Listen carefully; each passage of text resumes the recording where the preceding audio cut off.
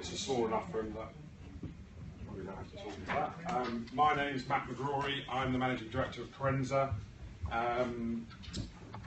We're a cloud service provider across a breadth of sectors, and the three sort of pillars we build our business on, one is compliance, one is kind of high performance, and one is automation. We work a lot across central government. We host gov.uk and various other government platforms where compliance is a big issue. We have a number of financial services businesses, and more interestingly for the discussion today, we have a Dutch subsidiary which we set up about 15 months ago, and we have a number of retail customers, the Co-op Selfridges Group, amongst others, in Amsterdam. And the GDPR topic in Holland seemed to come up about a year to 18 months ago. I don't mean just as something to talk about and get people's heads around, but it was like lawyers asking me to put things into our contracts. So we went through the process probably about 18 months ago, scratching our head and going, how does this apply to us? How is this going to impact our business? What are our obligations? Which Martin will go through some of those. We're a data processor in 99% of circumstances, apart from our own data for our own members of staff. And so we went about implementing that for our Dutch customers, and then we've now applied that as an addendum to our contract for all our UK customers. It quickly became obvious from our perspective that many people in the UK market versus our customers in the Dutch market were catching them up, as it were. So we put on a series of these seminars to introduce people we might want to talk to, people that might have interest in our services, people that just might be interested in compliance in general. I met Martin about 6 months ago, who's Associate Director at Grant Thornton. He'll introduce himself in a bit more detail and specialises. Well, one of his specialisms has been the GDPR framework and how that should be applied to your business. And Grant Thornton have a practice that helps you through thinking how that applies to your business, both potentially as a controller or a processor, whichever side of the fence you fit on. So I'll introduce Martin, who's going to take you through in a bit more detail and an explanation and some of the things that you should be thinking of when you go away and think about how you apply this in your business, and how Grant Thornton might be able to help towards the end. From our perspective, we want to project ourselves as a compliant cloud service provider. That's one of our sort of 3 pillars of our marketing, and we have lots of pretty badges around security, and we obviously take that very seriously because some of the things we look after, and we've tackled this subject, so hopefully we're ahead of some of our competitors in that regard. And I'll hand over to Martin, who will take you through GDPR and all its warts and all. Thank you, Matt. Ladies and gentlemen, I don't want to say it's too boring, and I don't want to repeat the sorts of stuff that lots of lawyers have said before about the General Data Protection Regulation, because most of us have heard a lot. What I want to try and do is offer a slightly different approach to the subject, and what I want to do particularly is look at this sort of stuff from the perspective of you, the customer, you, the person for whom the Information Commissioner may come knocking at your door at some stage to say, "Oi, what are you up to?" Why should I know this? I've been a data protection professional for about 28 years now. I started with the Association of British Insurers at about the time that the old Data Protection Act was being implemented in the UK, and so I was working quite closely with the Ministry of Justice on the implementing regulations. So I got used to what data protection was about, and most importantly, I got used to working with the regulators to try to sort of understand more properly really what they were trying to get at, because sometimes what they're trying to get at isn't necessarily what's absolutely specified in the law.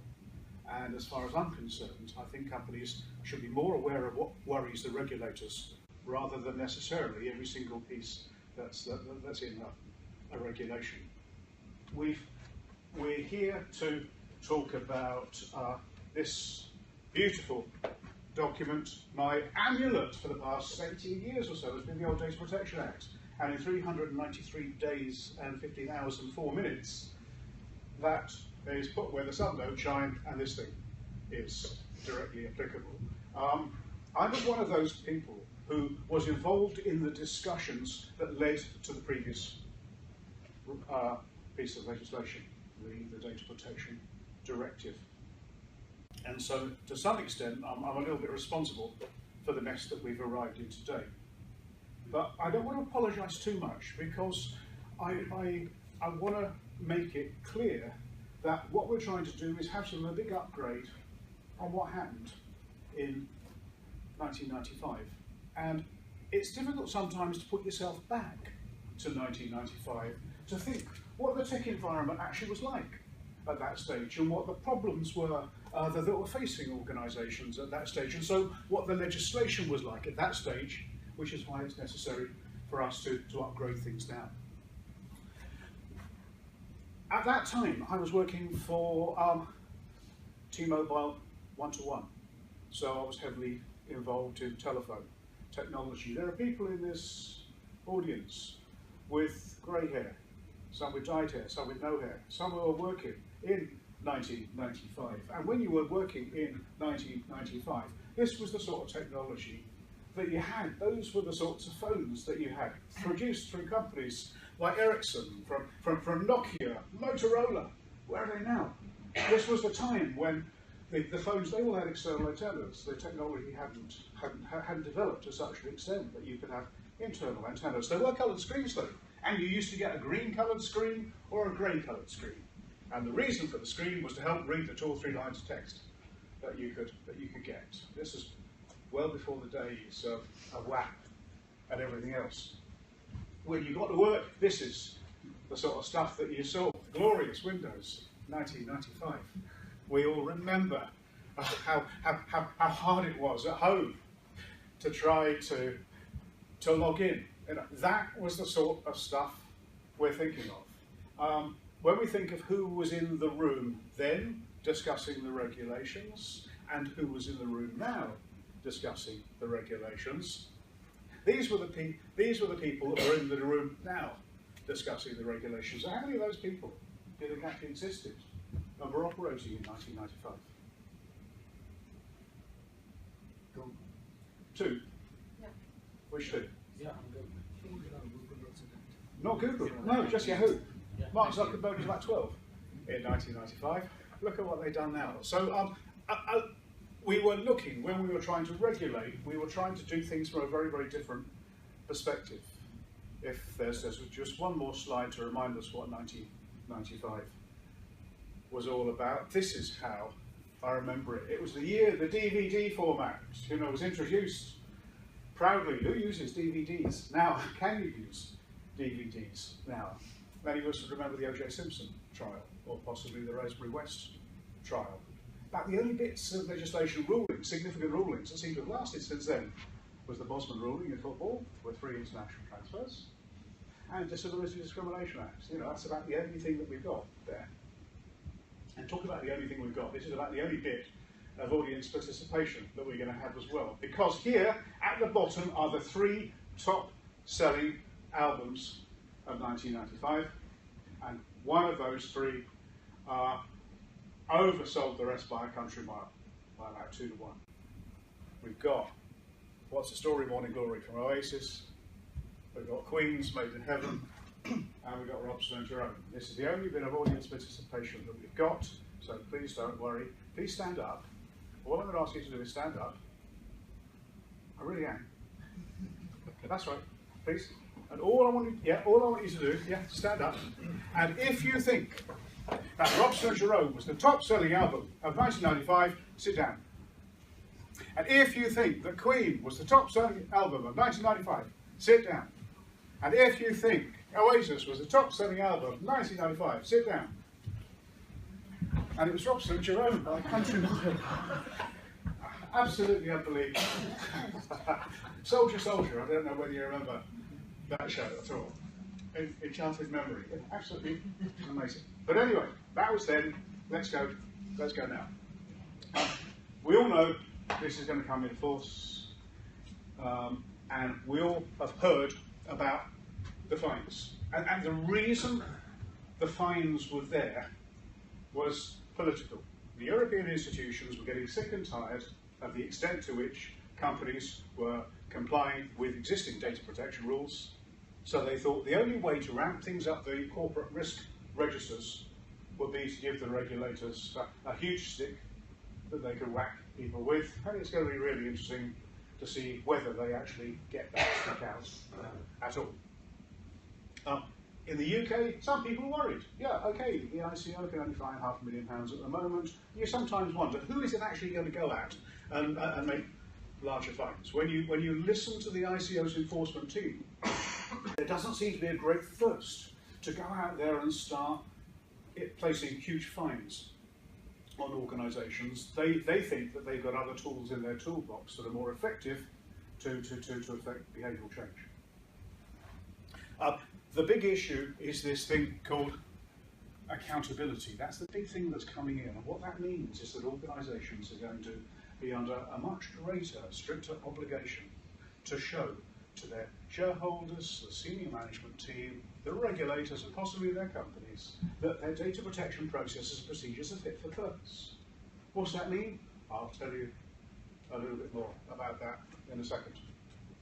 We've all heard about other things that are significant in the regulation, and for those people that really want to know a little bit more about this, well, we can talk about those in the questions and answers.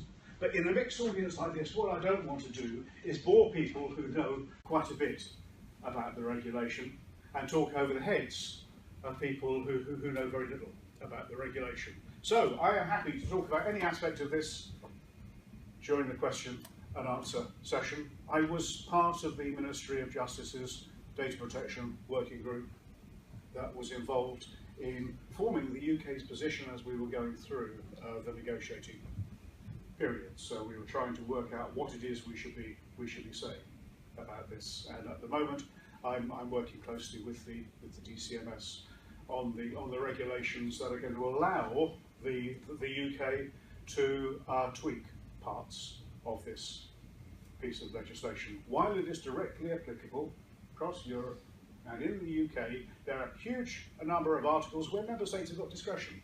That's precisely what they want to do, and I'm working with the Ministry of Justice about that, and I'm also working with the MOG and the DCMS on the Brexit implications, and I'll touch on that later as well. This is the sort of slide you sometimes see from groups of consultants, and the only thing I want to say about this is that there is an issue about processor liability, but most importantly there's an issue about breach notification. In the past, we were normally able to inquire about a number of the breaches that we had, and we were able to exercise our discretion not to advise the regulator of what's happening. The problem with the breach notification rules is that it puts the regulator on notice that an organisation is in a position where something has happened. In other words, it's putting its hand up to the regulator, which gives the regulator a great excuse to come in and say, let me look at this particular breach, and by the way, while I'm there, I'm going to look at a range of other things as well. Now, that is sometimes not what organisations want. They don't necessarily want the regulator to come in and start looking around at a whole set of other things which may not be completely sorted out to the regulator's satisfaction. So we've got to be careful. That's a problem. Another thing which is a problem for many organisations in the directive is the requirement either to have audits or to have reviews. When you look at the wording, controllers and processors have got to maintain a record of effectively what they do. They've got to describe the technical and organisational security measures they use. I'll come back to what organisational security measures mean in a minute. Technical security measures, yeah, we all know what IT is, but there's a lot more than just IT here. The trouble is that we have got to include a process for regularly testing and assessing and evaluating these controls. That could be first line reviews, could be second line, could be third line reviews. But the problem is that we've got to keep it in writing and we've got to make it available to the regulator on request. So what that means is that as people are required to undertake regular reviews, these reviews often will show areas where the business needs to improve. The problem is going to be, should something go wrong and the regulator comes in, he says, let's have a look at your reviews. Now, why the hell haven't you sorted out the things that you knew you had to sort out? That is a problem for many organisations. If companies don't do these reviews, don't have a process, it's possible for the regulator to find them. If the company doesn't wish to share the results of those reviews, it's possible for the regulator to find them. Okay, so the regulator is creating conditions under which it can ask companies to show their embarrassing stuff, which is probably not what we really want.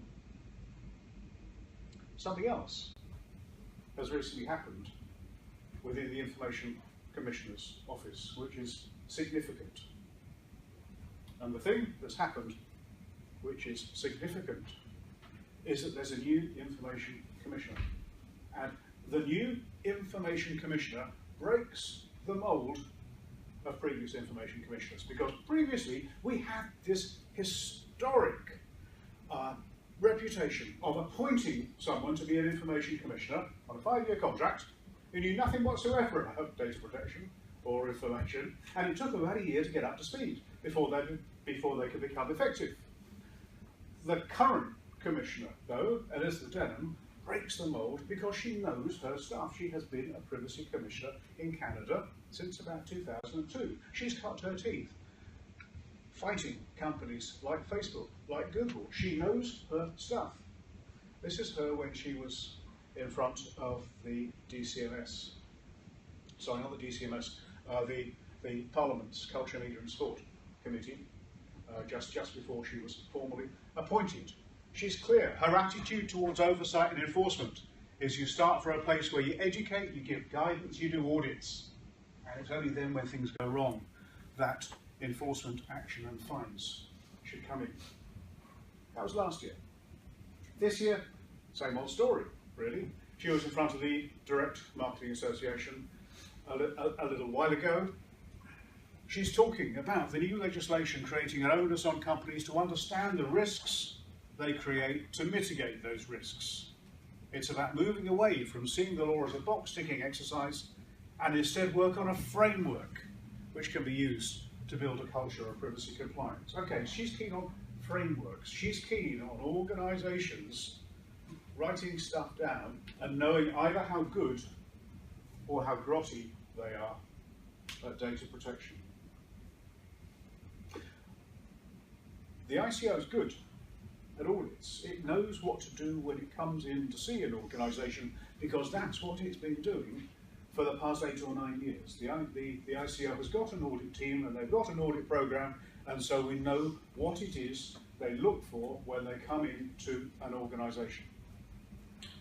What they will do is they will divide their work up into a range of scope areas, and they'll pick, say, 3 of these scope areas when they come in to an organisation. They'll look at things like data protection training and awareness. They're going to look carefully at records management. They'll look at IT security controls. For organisations with lots of customers, they'll look at the subject access request process because about half of the complaints that go to the ICO are about subject access. And they'll look more carefully about data sharing, whether the organisation knows what it actually does, how it controls that, and most particularly, accountability. They'll say, what assurance is given to senior managers that training and awareness is okay? What assurance is given to the senior managers that records management procedures are okay? Or that IT security controls are okay, or that subject access request process is working, or that the organisation knows what it's talking about as far as data sharing is concerned. This is a critical thing, because when the ICO comes in and looks around, as it may well do, at almost no notice, because when none of us are quite sure when we're going to have the next security breach, they are not just going to say, thank you, I just want to look at the IT security. They will look at anything else, and what they'll also do is possibly take enforcement action about anything else they find as well.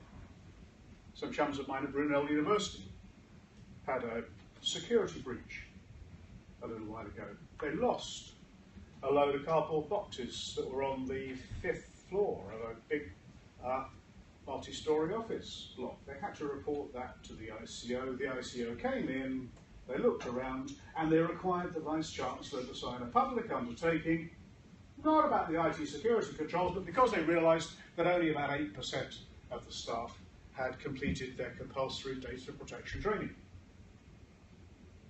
So the problem is going to be, I think, for many organisations, they're going to want to put themselves in the place of the regulator, and they're going to want to ask themselves, what questions are the regulator going to ask me when they come in order that I can prepare for that and know that I've got a coherent response. So that's what a lot of organisations are thinking of right now. They're not necessarily thinking about all of the aspects of the regulation. What they're thinking about are those aspects of the regulation which the regulator is really interested in at the moment. Because many organisations are appreciating that it's going to take them some time to come up to speed with this. Why? Well, all this is, really, is a turbocharged version of the Data Protection Act. But because many organisations have paid little more than lip service to their current privacy obligations, they're finding it a hell of a struggle making the uplift to meet the new obligations, especially when the new obligations potentially will result in large fines or reputational damage to an organisation.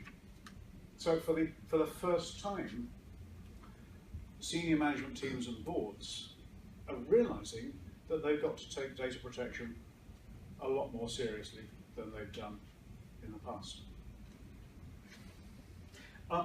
If you look at the ICO's website, there's quite a bit of guidance which the ICO has given about what to do, how to prepare, what to look at first. The first thing that it did, you may remember, it produced a sickly yellow poster, 12 steps to data protection nirvana, things it wants people to focus on to start off with. That was a bit high level, to be honest. Not a lot of people took very much notice at that. But people did take quite a bit more notice of the next document that came out, which was a natty blue thing, about 40 pages long, written in language that your mum might just about understand, which in basic terms talks about what the current obligations are and critically what the really important new ones are. And so I would recommend, if you haven't already downloaded it, to go to the ICO's website and download that, because that's important. What the ICO doesn't like is organisations that ignore the advice the ICO has given.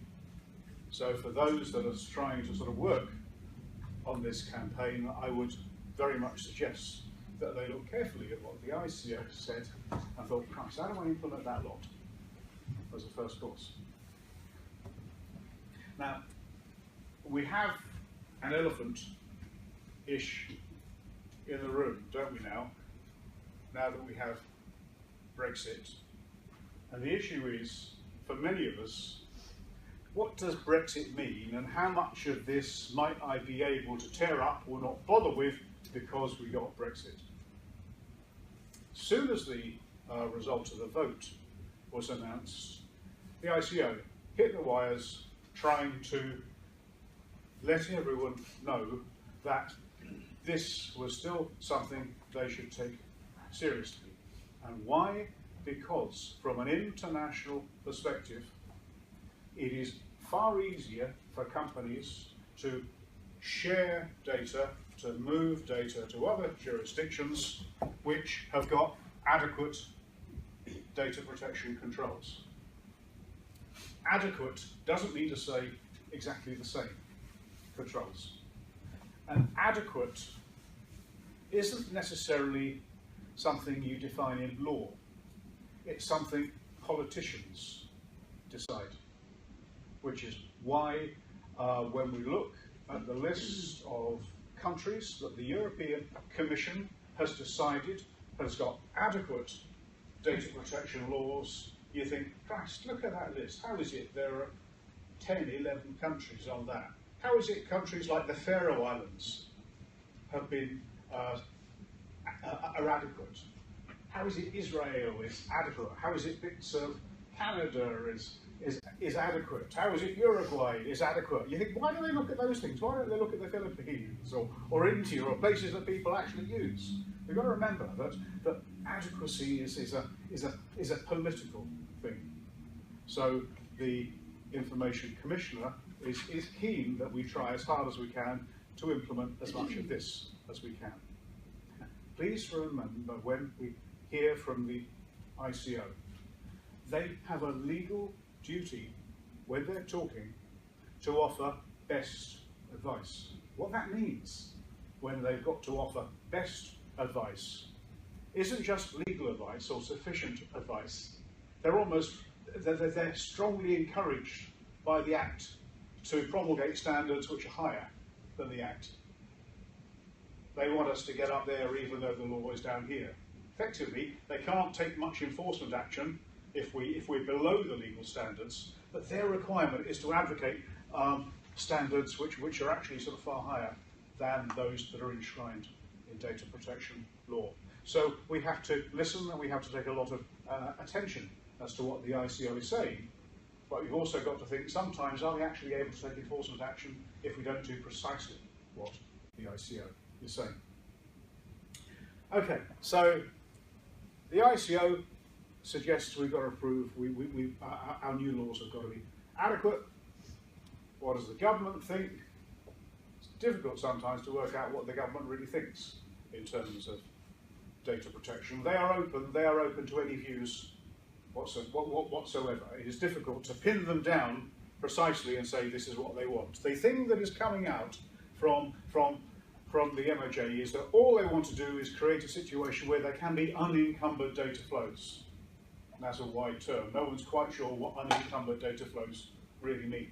They don't really want to rock the boat if they possibly can. But what I am doing with some other people at the moment is we're working on ideas, on proposals, on things that people might suggest to the government to slightly alter the requirements in the regulation when there is a chance, which isn't going to be yet. I mean, let's be very, very clear. This is going to come in 393 days, and then it may well be that a Data Protection Act later on might allow us to change some of the provisions in the regulation. Now, if I had a shopping list as to the things that we might want to change in the regulation, it might want to look something like this. And the first thing would be subject access requests. At the moment, organisations can charge £10 for a subject access request. What I found that does is deter a lot of vexatious requesters. People who speak to the complaints team are unhappy with the way the company is they're dealing with the complaint, want someone to look at, oh, and by the way, I want all my personal data as well. I found that when I was working in the telecoms industry, that as soon as we explained to somebody, yes, of course, we'll provide you with all of your information. We just need we just need a small £10 fee, please. The vast majority of them went away. That is not going to be the case when the GDPR comes into force, because people are going to have free subject access request rights. which effectively means that complaints teams are likely to face quite a series of demands for information. There are some people in the new world who've got jobs for life, and I think if you're a data protection officer or if you're working in complaints, you're onto a winner, basically. There are other things in the regulation which I think are quite weird, to be honest, because the regulation is supposed to talk about people's fundamental rights. Now, why is it a fundamental right to expect an individual to say, to demand of an individual to say, I want all of my personal data moved from that person to this person, and I want the data controller to be responsible for that? No, I don't quite get it. And in fact, even now, the European Commission is looking carefully at what the privacy regulators are saying about this right, and they're beginning to row back a little bit.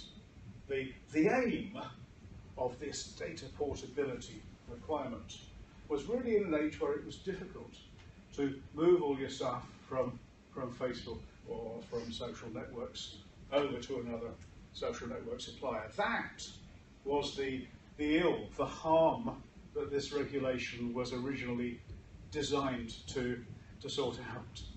It wasn't really designed to give individuals, I think, the extended rights that the privacy commissioners are now thinking that it should. There's a bit of a bum fight even now as to precisely what this stuff means. There are some other things as well. I mean, why is it a formal requirement to have a data protection officer with a formal position, with a strong contract, with specified responsibilities? Why just a data protection officer? Why isn't, if there is, why isn't there a regulation in company law to say there must be a finance officer, or there must be a health and safety officer? What is so special about data protection? I can't see why it's necessary to force organisations to have a DPO with these responsibilities. It's absolutely necessary to require the organisation to make sure that it abides by the regulation, but why is it absolutely essential that they must appoint a DPO? Why can't they be given the option to appoint a DPO? Which is what happens in the UK at the moment. So it's going to be interesting to see what sorts of things that's happening. Fines. Do we really think that many people are going to be fined up to 4% of their total turnover? And I really don't. And I think sometimes the problem with this regulation could be that people don't take it seriously when a lot of its critics accuse the regulators of not using the tools that they've got available. If it's very, very clear in a few years' time that no one has been subject to huge swinging fines, what was the case for giving the regulator those powers in the first place? There's a good argument to be had there. There are a lot of other things here as well, which we can talk about later if you want to, but I don't intend to. But the core thing is going to be data protection audits and reviews are likely to remain. So whether we like it or not, we are going to have to, within our companies, write stuff down to show how we meet the requirements of the data protection principles. And I'm suggesting that the more forward-looking companies are trying to write down the answers to the questions they know the ICO is likely to ask of them should an audit or should a visit might be required.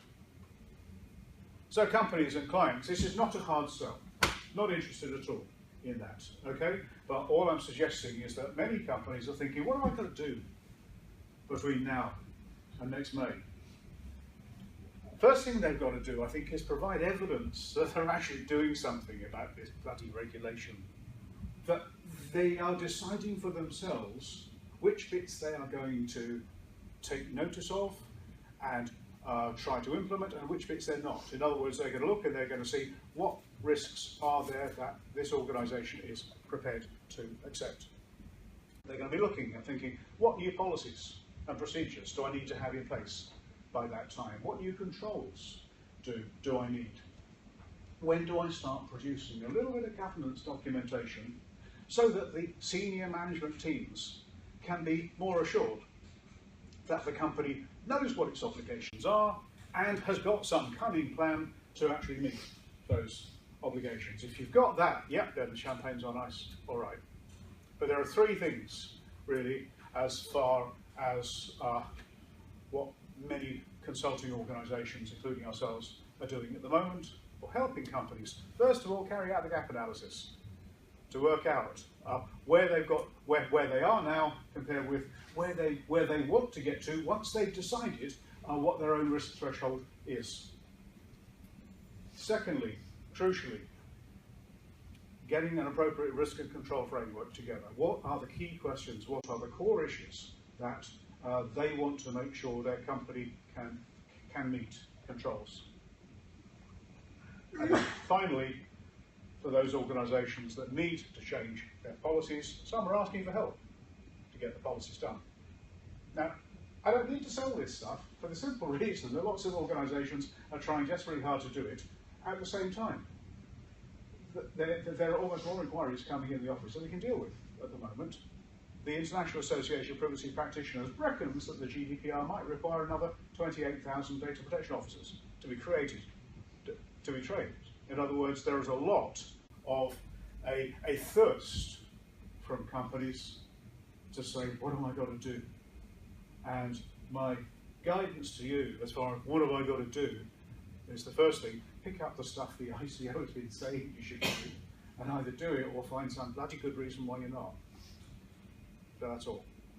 I don't want to say any more at this stage because what I really want to do is open up the next part for questions from you. All I've tried to do is a brief overview of what I think are the significant bits, but what I'm really interested in learning is what questions you've actually got, because I imagine that some of the points that you wish to raise are shared by others. So I gather that we're going to have a moderator up here as well, and we have our first question there as well. But otherwise, thank you very much indeed for listening.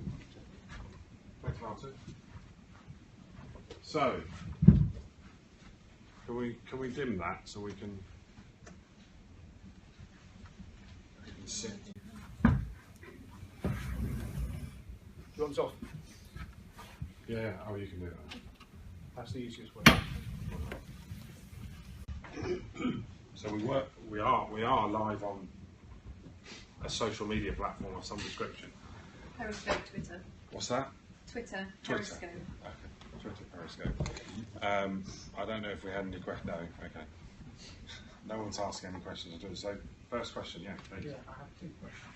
When it comes to DPO, I heard that smaller companies are planning to share a DPO. I don't know if it's previously possible to do, or you actually have to have one in a smaller company. The requirements on a data protection officer are that organisations need to appoint a data protection officer if they're involved in processing or reviewing or monitoring a significant number of individuals. Now then, there is nothing to say that people can't share data protection officers. There are, and there is a breed of person called a flying data protection officer, which is being developed just like the flying doctors in Australia, where they will have a portfolio of 2 or 3 or 4 different companies. In France, there is a concept where particular industries can have a data protection officer. I know one of the DPOs for the public notaries in France, for example. So there is nothing to stop at the moment an organisation appointing someone on a contract or someone within their organisation to be their DPO, so long as the person who is appointed to be the DPO doesn't have any conflicts of interest. So just to embellish that one, do they actually have to have the title Data Protection Officer, or is it just about someone in your organisation having the responsibilities, and presumably they can share that amongst other roles they might have? So you might have a legal counsel in your business who you might say is the most appropriate person to be the DPO, they might disagree. Is that appropriate and covered as an interpretation of the regulation? This is where the regulation gets a bit fuzzy. There is a requirement to appoint a data protection officer, someone called the data protection officer, who is responsible for who has a number of obligations. Now, there will be some organisations who don't have a legal requirement under the regulation to appoint a data protection officer. They might appoint a privacy officer, a head of privacy or something like that. But the trouble about a data protection officer, as defined in the regulation, is that they've got specific duties, specific obligations, and it's also very, very difficult to sack them once they've been appointed the data protection officer.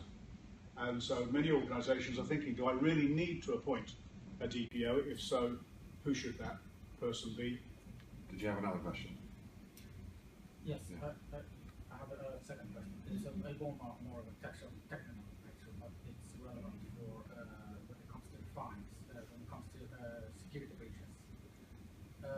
If you have, I run a social media network for a couple of years, and today it's pretty standard that you have APIs into it. You just need to have a third-party software integrated into your platform, and they extract data from you. You see it on Twitter, you see it on Facebook, and LinkedIn. And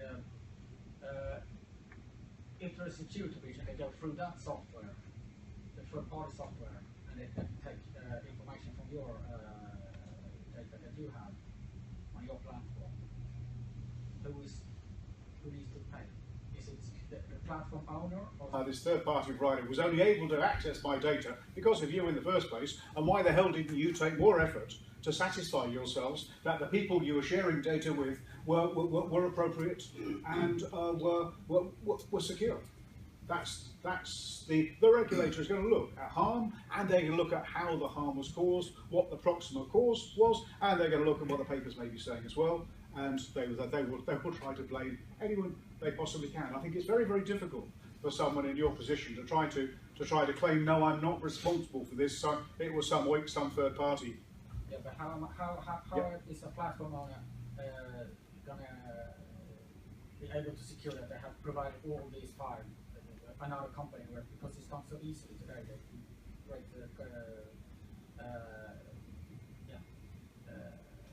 partnerships with companies, and sometimes you can just integrate freely into platforms. And I think if they would go from a big company like, for instance, Amazon, also you can integrate their platform, they will get a lot of trouble with regulators. So, but I think they're going to perhaps go to the smaller companies, smaller platform owners. That's an example. I'm sure the regulator will say, what steps have you taken to make sure that your customers that your customers' data is in a secure or a reasonably secure environment? And then they might say, why have you taken no steps whatsoever with these particular people? I think we have to accept that these breaches are going to occur, they're going to increasingly occur, but the problem is, is it really appropriate to try to move liability from yourself to someone else? Is that really what you think the customers are going to expect? Because you could potentially do that with consent. So yeah. Your terms and conditions could give you consent to pass on the control of responsibility to another platform that the owner of the data, so the individual in that particular example, has agreed that you can pass that on to platform 2 because they might get some benefits out of using services from platform number 2. So, and this is a distinction between them being a sub-processor, of which you then have certain responsibilities, or being a separate controller of the data. So, in this initial case, you're the controller and they're a processor, essentially, because you've given them access to data that you hold. I think that's what the regulator would say. In the example where you're almost trying to pass on the responsibility, which you're saying they might be a bit murky about that. If you have consent that you're going to pass them a copy of the data, they're then responsible for the copy of that data as a separate controller. That might be, that's the only way I can think of, because I've encountered this in various discussions I've had, because it's the world we work in, that people are building e-commerce platforms and they're sharing all sorts of lumps of data with all sorts of people. Some which is very secure, like payment provider stuff, because it's been built up with security in mind, but some which is social sharing, supermarkets want to understand the buying habits and how do they share that data around. So it is a bit murky, it seems. It is. It's going to be about transparency. Does a customer, does an individual really know what's going to happen to their information when they share it with you? So they really know who else you're going to be sharing it with. And if they don't, why not? Big box, okay button. Sorry, yes. I'm from the financial services sort of background. I'm just intrigued who's going to regulate this new world. I mean, you're going to say the ICO, but at the moment the ICO there, but we probably hear a lot more from the FCA, who seem to have parallel regulation, certainly in competition they do increasingly, and they will produce their own papers at the moment on data protection. So is that going to carry on? Because the ICO has got an awful lot of people to cover, and financial services have got everyone else. So will the FCA, do you think, in parallel with the ICO, be developing papers and be investigating and auditing?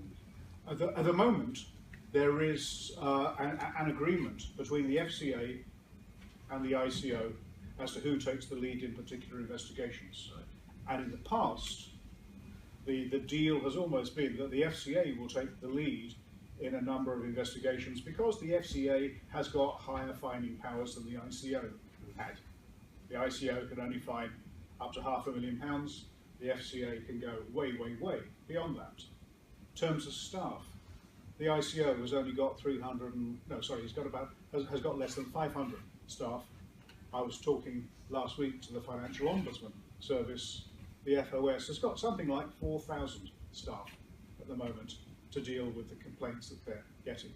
I suspect that in future the ICO may be taking more of an oversight role rather than the FCA when its powers become equivalent to those of the FCA. And the ICO is also just about to take on another 200 people to help. A number of those will go to the education team, but a good proportion will also go to the enforcement team. There is the problem of the conflicting regulations, I accept that, and the regulators are only too aware of that, and they're trying to provide a single point of contact or a more uniform way of finding organisations or taking enforcement action against organisations when they get things wrong. So I would expect to see more coming from the ICO rather than from the FCA. That's what I understand, yeah. One of the, I don't know whether it's included in the regulation, but one of the challenges has been around data classification. Does the GDPR give any guidance or views or even think into the whole area of classifying data? And I know, just to be clear, what I'm talking about there is you receive something in, and I've seen various organisations attempt to classify confidentiality from privacy, from whatever. It's notoriously difficult. It's notoriously difficult to actually classify and then action that, particularly in technology and systems where you've got docs, physical docs, and data. Yeah. Does this regard that? Does it give guidance on that, or does it park that as a separate challenge? Absolutely not. Other than to say that they expect organisations to take a risk-based approach. That's all. What they're not into is defining, putting data classification tables up there. There was no way that sort of thing could be agreed within the European institutions. None whatsoever. They're leaving it to organisations to decide what they want to do for themselves, but then critically make sure they actually do it. I was with a client yesterday who has got a great document classification system, but it simply doesn't work because everyone ignores it. So what they're more after sometimes are simpler controls, but simpler controls that are understood and are embedded within an organisation. And that was actually my issue. You could very easily develop some guidelines, but actually the actual implementation, like that side of things, is notoriously difficult from my personal experience. Yeah, so why bother making it so difficult when we all know we're going to ignore it? It's got to be simpler, or it's got to be built into systems. Someone like that, sorry.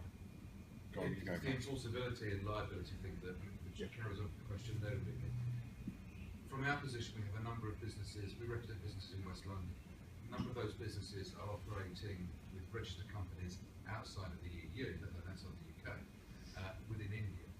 Now there's great sweeping statement of 4% of global turnover, how enforceable is that going to be for companies registered, located and operating outside of the UK but in a global economy? I think it's going to be very, very difficult for the regulators to be able to enforce that. I see it sometimes as more of a vacuous soundbite than something they're actually capable of doing.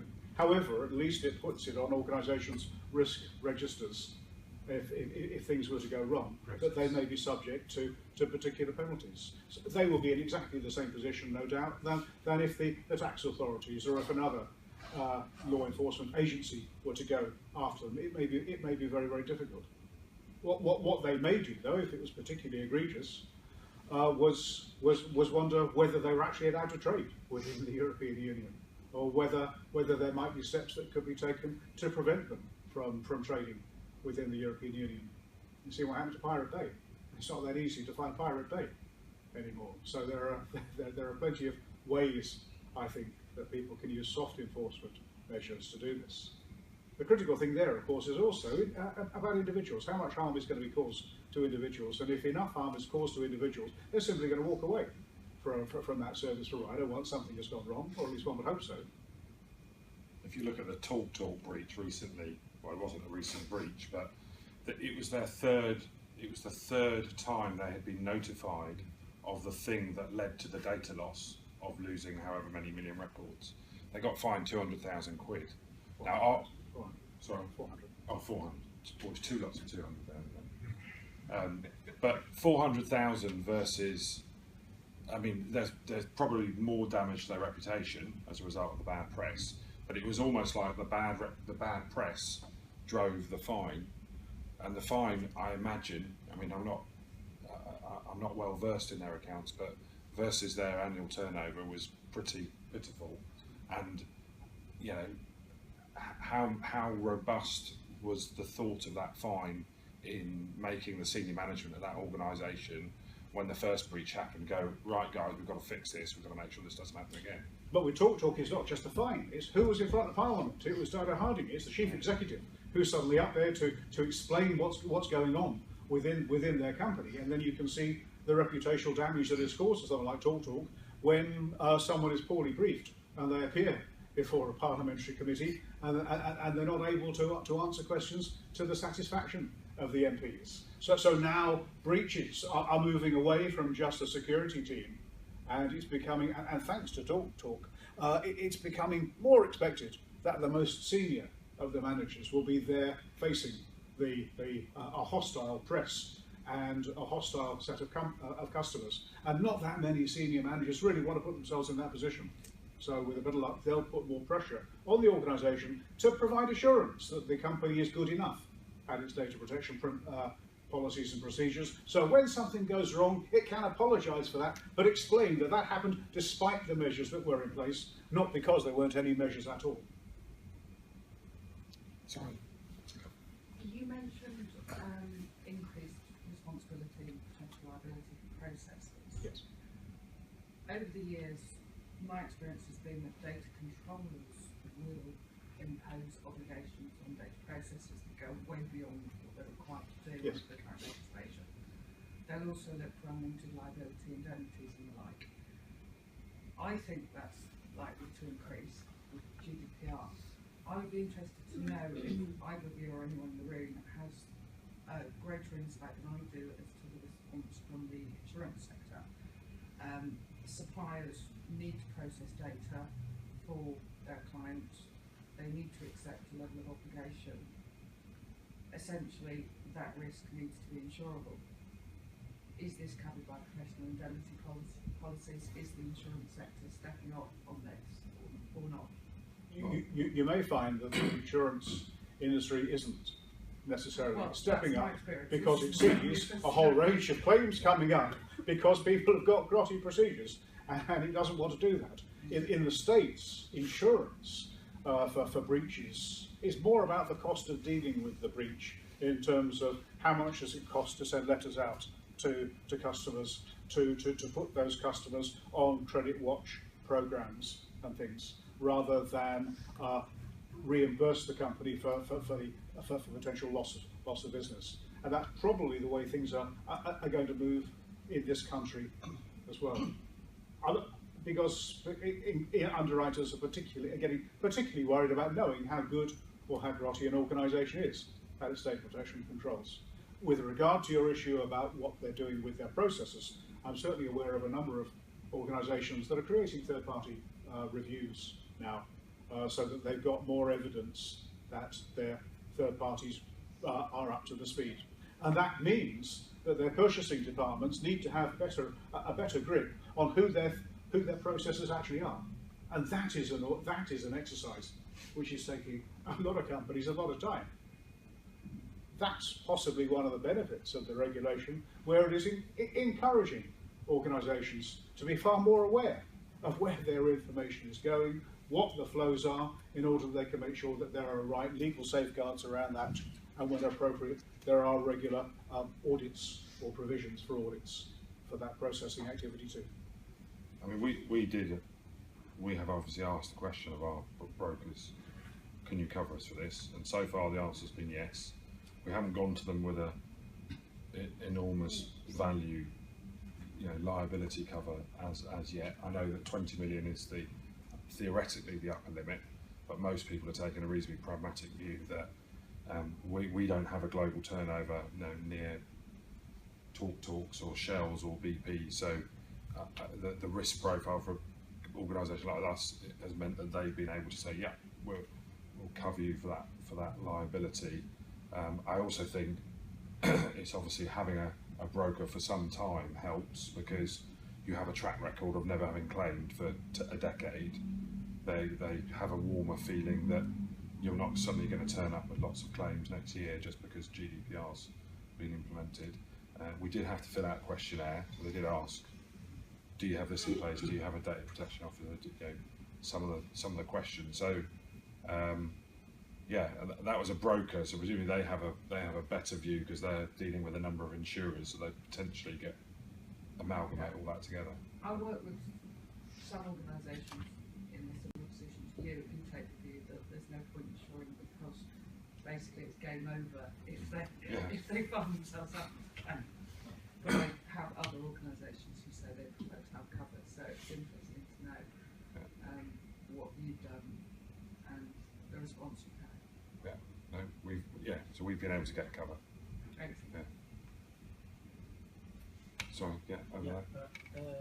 Not all platform owners on the internet are online. It's private companies. There are plenty of companies that are owned by the public sector. I'm thinking a little bit, how are they going to find these? How it's going to work together with the regulator to go out and find them. That's going to be very difficult. I think in particular now we have seen examples of the taking platforms for small cities. Cities are taking platforms for small cities. So. And there really no turnover to talk about. So I don't know how they're going to find this. How they're going to apply the law for them. So the regulation is created for private companies, but haven't thought about the public platforms. They have thought about public sector in the extent to which they've specifically excluded the limit of fines for the public sector. In other words, the regulation enables private companies to be fined up to 4% of their annual turnover, or 20 million euros. Public sector, the regulation is silent on that, and it will expect national governments to decide what they want to do. However, national governments also appreciate that fines in the public sector aren't necessarily the right thing to do. What's the point of taking away from a hospital trust £500,000 if it simply goes back to the National Exchequer, and that £500,000 can't be used to improve your internal procedures and processes? I would much prefer the chief executives to be up washing cars in the Information Commissioner's car park for a couple of days, rather than any financial impact, which has got nothing, which has very, very little real impact there. And so that they are concerned about how they affect behavioural change in the public sector, and they don't necessarily think that fines are the only or the most appropriate way to do this. Yeah, but then my point is, what is the point with it? if you have protection when you go to a private company, when you can't rely on the public sector, you're going to be hurt. A private person is going to be hurt by it anyway. But you look from a private perspective, so I can't see exactly the point with it. If it's that they can't apply it for the public sector too. I totally agree with your argument. It makes sense what you say, but from a private perspective, for private person, it doesn't make sense. But the fine is supposed to be, the fine comes in when a company has not even attempted to redress the issues that have been pointed at. From a company perspective, I understand. But that would be, but that would be, I mean, we're working with a number of public sector organisations that have lots of your data,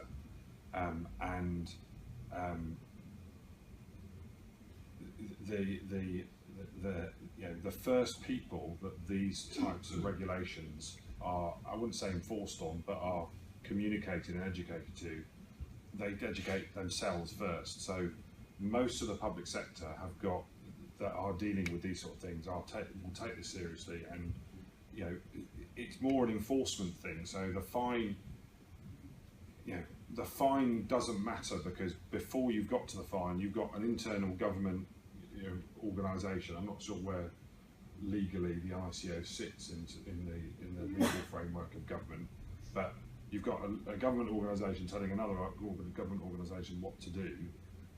So you would hope they're going to listen to each other. The ICO is an independent institution which is sponsored by ECMS funding purposes. But you're right, there are problems when it comes to how do you enforce good behaviour in the public sector.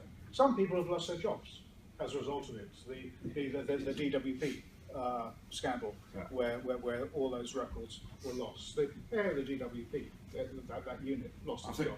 So that's where it happens. But you're right, you can't change your hospital. If your hospital, there are different things that need to be done within the public sector to encourage public sector organisations to change their behaviour or improve their standards. And let's be frank, an awful lot of the very, very sensitive data is held in the public sector. And we are all hoping that our public institutions are taking just as much care as we are about the information assets they hold. I think they've got a big problem with contractors. So, whereas in the private sector, you've got most people, I mean, it's a sweeping generalisation, I know, but most people in private sector businesses are full-time employees, or they have some allegiance to that organisation.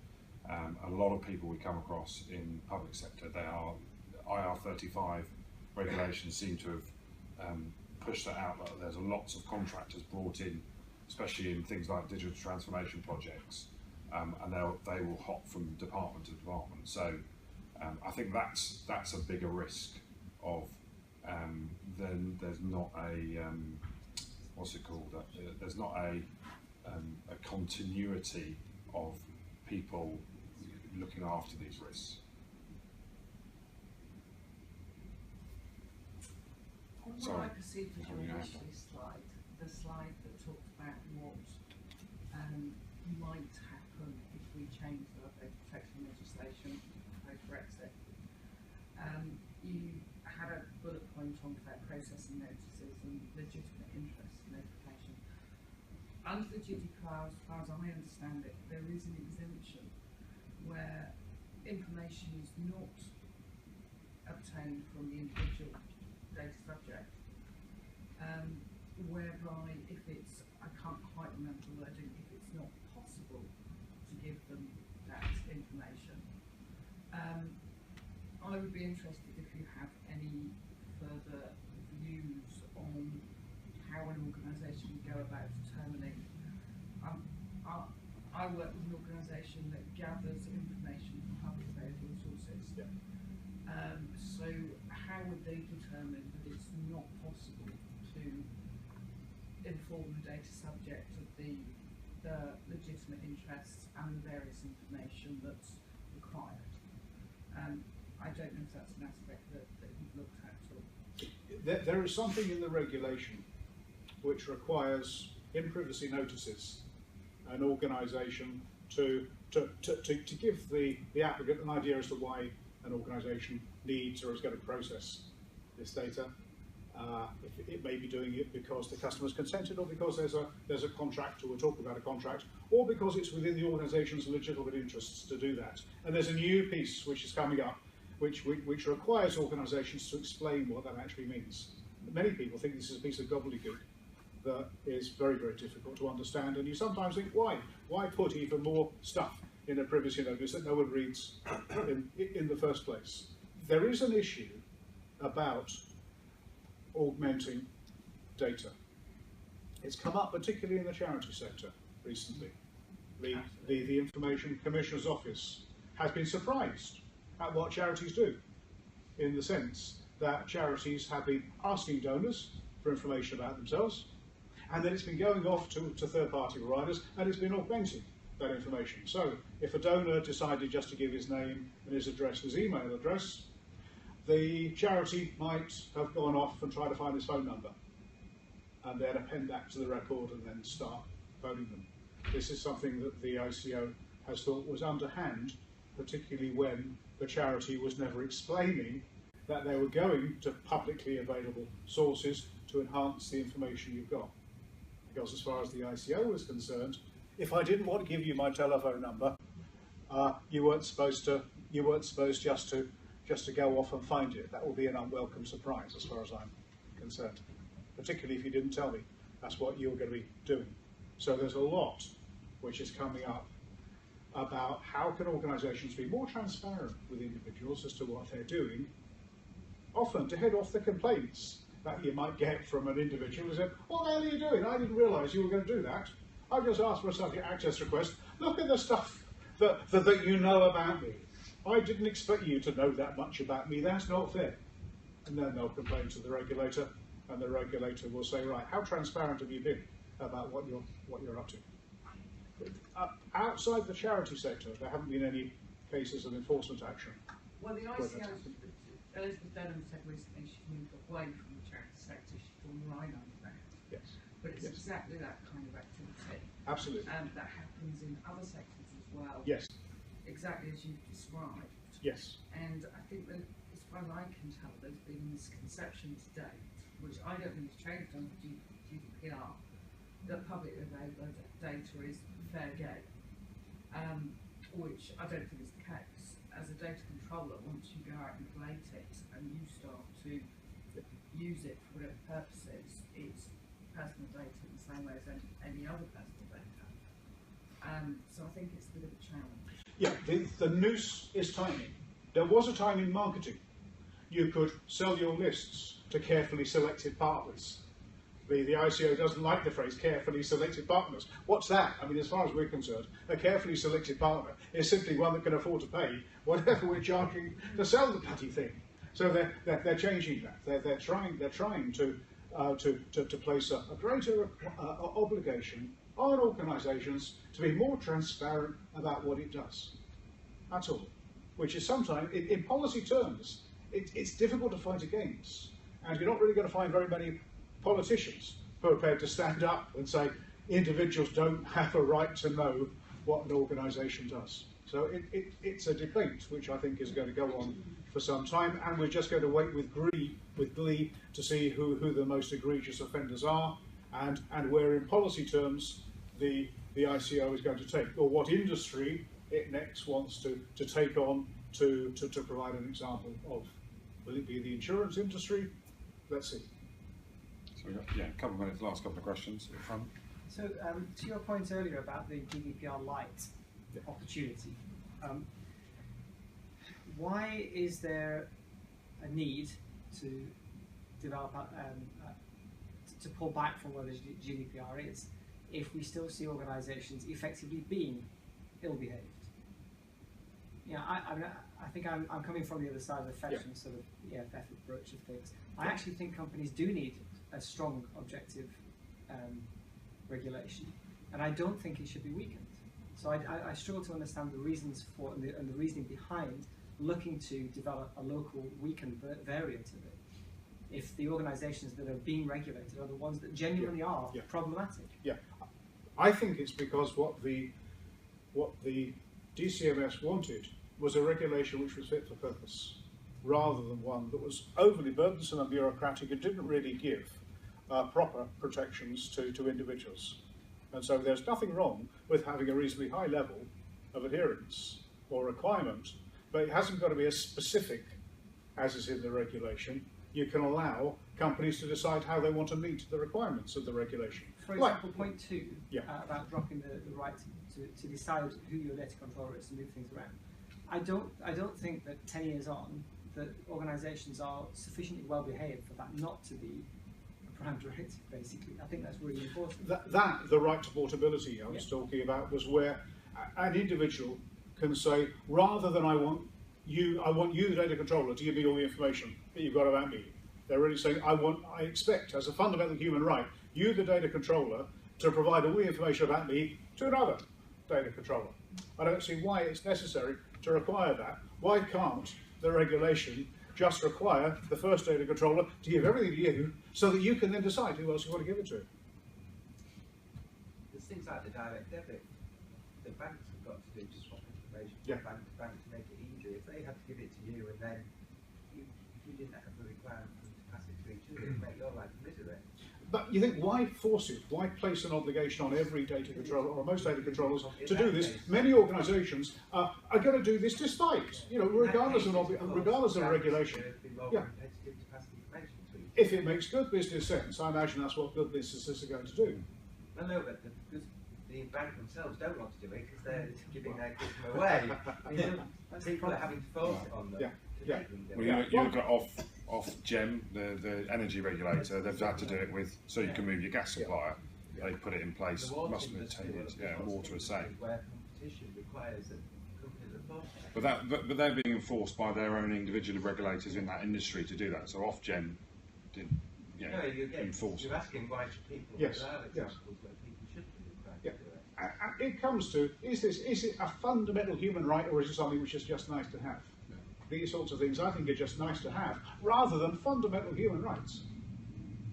And I think sometimes the problem of regulations is that they can go a little bit too far. And this may be a case where the regulation has gone a little bit too far, and this may be the time for the European Union, or sorry, for the UK, to say, having spent the past 5 years discussing various things and pointing out how onerous and how burdensome we think they are within Europe, having lost that argument many, many times because we were outvoted, now is the opportunity for us to decide whether there is something which could be more fit for purpose for the UK. Is there a right to delete? Is there a fundamental human right to delete in there? You sometimes think that the regulation can be full of vacuous sound bites. Yes, there is, for many organisations, there's an obligation to remember. Of course you have a right to delete your data if the data controller no longer has a legitimate reason or a legal reason to have it. But if they haven't got a legitimate reason or a legal reason, they probably shouldn't be holding on to it in the first place. It's going to be really interesting to see how this plays out, how if we're not careful, the European institutions may be selling something to individuals they haven't actually got. Some people may be saying, great, now I can exercise the right to be forgotten and clear up my dodgy claims record or my dodgy credit record, or the fact that I was an awful tenant, I can have that expunged from the register. Is that really going to be the case? I don't think so.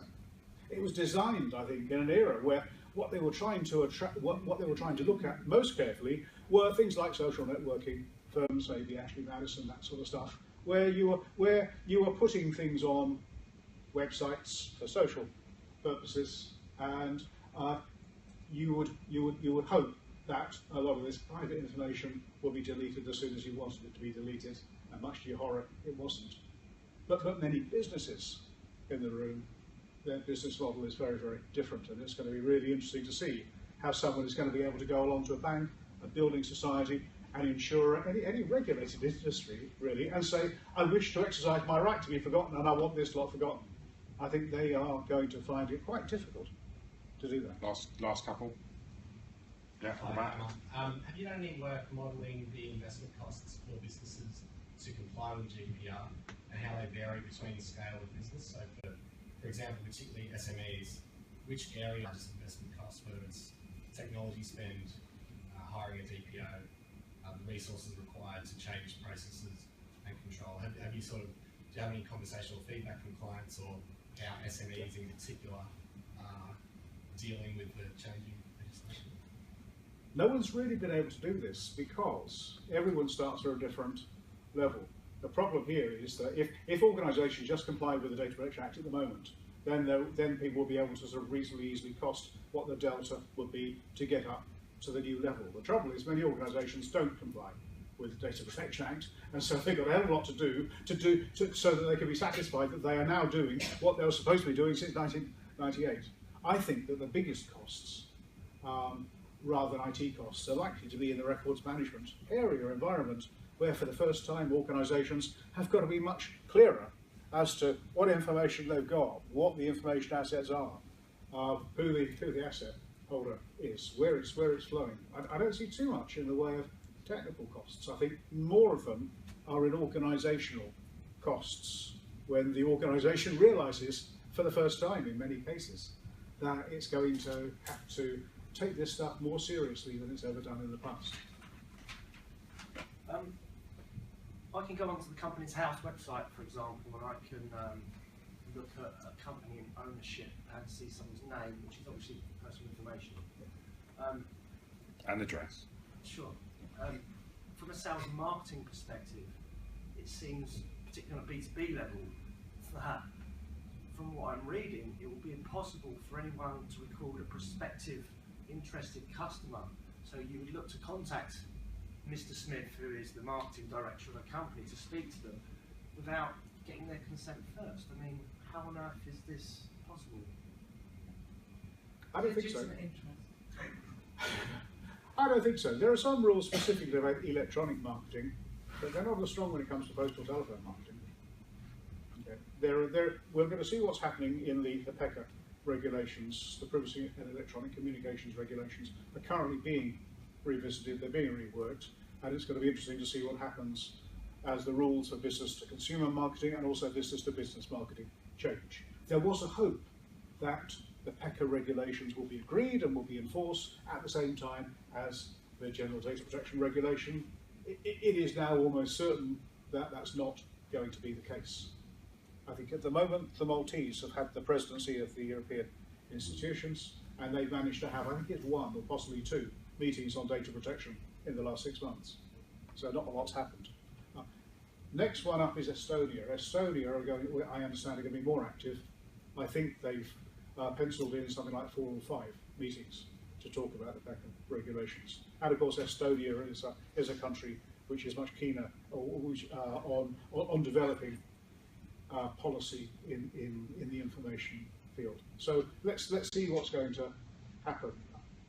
Whatever happens, I'm sure marketeers will find clever ways of getting around whatever rules are put in place, because that's what marketers do, and that's why a few years later the regulators have to come up with yet another way of stopping this latest cunning weeds that's been developed. So let's see what happens. Brilliant. Well, thanks all very much for coming, and thanks for Martin for presenting. I'll give you a little round of applause. There are teas and coffees outside if you want to stay and have a chat. Martin will be hanging around for at least another 15-20 minutes. Yeah. Any question around a bottle of gin, I'll be perfectly happy to. And thanks very much for coming. Cheers. Great.